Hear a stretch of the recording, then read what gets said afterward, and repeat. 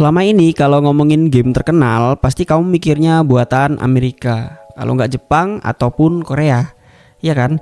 Tapi tahukah kamu, ternyata ada banyak banget game-game besar yang sering kamu mainin atau kamu lihat di YouTube itu sebenarnya buatan perusahaan Cina. Dan pasti nggak bakalan kamu sangka banget sih. Untuk yang penasaran apa aja game besar buatan Cina, yuk langsung kita masuk ke videonya. Bab 1, NetEase dan Tencent. Pertama-tama kita kenalan dulu sama dua raksasa industri game dari Cina, yaitu Tencent Game dan NetEase. Nah, Tencent Game adalah salah satu perusahaan teknologi terbesar di dunia. Mereka punya anak perusahaan kayak Timi Studio dan Lightspeed dan Quantum Studio yang bikin game-game terkenal. Contohnya kayak PUBG Mobile, Call of Duty Mobile, dan Honor of Kings. Selain itu, Tencent juga punya saham besar di banyak studio luar negeri, misalnya kayak Riot Games, Epic Games, hingga Ubisoft.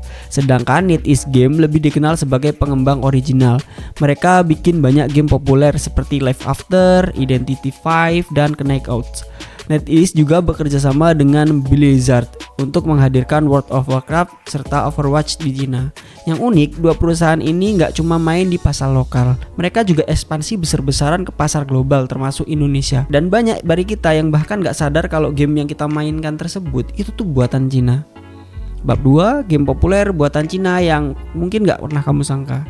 Nah, sekarang kita bahas satu persatu game-game besar yang ternyata itu buatan Cina. Yang pertama, PUBG Mobile dikembangkan oleh Lightspeed dan Quantum, yaitu anak perusahaan dari Tencent. Yang kedua itu Genshin Impact, itu dikembangkan oleh MiHoYo. Yang ketiga itu COD atau Call of Duty Mobile, lisensi dari Activision, tapi itu dikembangkan oleh Timi Studio ya, yang berasal dari Cina. Yang keempat Honor of Kings atau Arena of Valor, buatan Tencent, dengan Honor of Kings sebagai versi original di Cina. Yang 5, Life After, Identity V, dan Knockout, semuanya dari NetEase. Bab 3, game Cina lain yang layak diperhitungkan. Selain beberapa game mainstream seperti PUBG dan lain sebagainya, banyak game Cina lain yang kualitasnya nggak kalah keren. Misalnya seperti Hell, Blade Point, Battle Royale ala Wuxia buatan 24 Entertain, Tower of Fantasy, RPG open world yang sering dibandingkan sama Genshin, buatan Hutu Studio. Yang ketiga, AFK Arena atau Rise of Kingdom dari Lilith Games. Game ini populer banget di kalangan casual gamers. Bab 4, kenapa game Cina bisa meledak di pasaran? Ada banyak banget faktor dan alasan kenapa game Cina bisa meledak. Di antaranya yaitu dukungan dana dan teknologi besar. Contohnya seperti NetEase dan Tencent itu punya dana riset miliaran dolar. Yang kedua, produksinya yang cepat dan juga efisien. Tenaga kerja di Cina itu masih lumayan murah ya, dan biaya pembuatan game itu juga akan murah karena di sana didukung dengan teknologi yang memadai. Yang ketiga, mereka memahami pasar dengan baik. Cina tahu gamer suka event, skin, dan sistem gacha. Mereka menerapkan sistem tersebut ke dalam game-game buatan mereka. Yang keempat, mereka berinvestasi secara global. Jadi Cina mulai membeli atau menanam saham di studio besar yang ada di luar negeri. Bab 5, game A3 buatan Cina yang bikin dunia tercengang. Biasanya game A3 itu identik dengan Amerika kalau nggak ya Jepang. Tapi sekarang Cina juga udah mulai serius masuk ke pasar game kelas atas.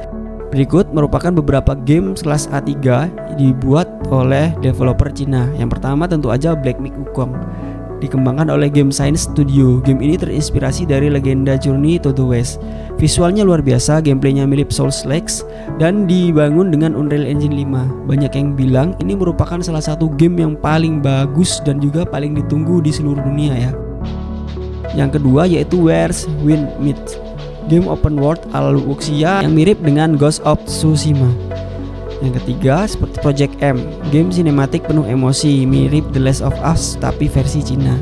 Yang keempat Code Tojin Yong, RPG bertema silat klasik juga pakai Unreal Engine. Nah, beberapa game yang telah kita sebutkan tadi itu menjadi bukti kalau Cina nggak cuma jago bikin game mobile, tapi juga sudah siap masuk ke liga berat seperti game kelas AAA. Bab ke-6, Tencent sang pemilik game dunia. Tahukah kamu Tencent sekarang punya atau pegang saham besar di berbagai studio global? Berikut diantaranya. Yang pertama di Riot Games. Di itu ada 100% ya. Contohnya pada League of Legends dan juga Valorant. Yang kedua ada di Epic Games sekitar 40%. Mereka pegang Fortnite dan Unreal Engine. Yang ketiga Supercell 84%. Contoh gamenya adalah Clash of Clans. Yang keempat ada Grinding of Games, yaitu Paths of Exile. Dan banyak banget game-game besar lainnya yang ada atau Cina menanam saham di sana. Bab ke-7, dampak untuk industri game dunia. Dominasi Cina di industri game punya dampak besar. Beberapa di antaranya yaitu game mobile makin mendominasi. Yang kedua, sistem gacha dan microtransaction semakin umum di dalam permainan. Yang ketiga, banyak studio game berat mulai meniru daya dan desain game Asia. Yang keempat, juga muncul beberapa kekhawatiran terutama soal privasi data, sensor konten, dan juga dominasi pasar. Bab ke-8, apakah game Cina jelek? Game Cina itu banyak banget ya teman-teman, tapi nggak semuanya game Cina itu jelek.